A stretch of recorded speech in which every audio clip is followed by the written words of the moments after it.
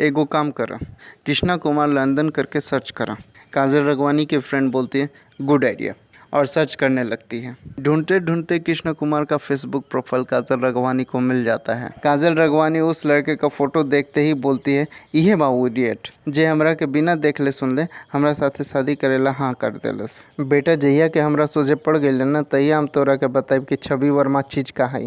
फिर काजल रगवानी की फ्रेंड बोलती हैं बतेबू कैसे, नहीं तोरा लगे फ़ोन नंबर बा नहीं एड्रेस। तो काजल रगवानी बोलती है जब फ़ोटो भेटा गए तो नंबर और पता भी भेटा जाए। तू एगो काम कर, तू टेरेस पे जा, हम 2 मिनट में आवता नहीं। फिर काजल रगवानी रूम में जाती है और अपने पापा का डायरी चेक करती है तो काजल रगवानी को विजिटिंग कार्ड मिल जाता है जिसमें नंबर और पता दोनों लिखा हुआ होता है। काजल रगवानी वो विजिटिंग कार्ड लेकर टेरेस पे अपने फ्रेंड के पास आती हैं तो फ्रेंड पूछती है का भइल नंबर मिल?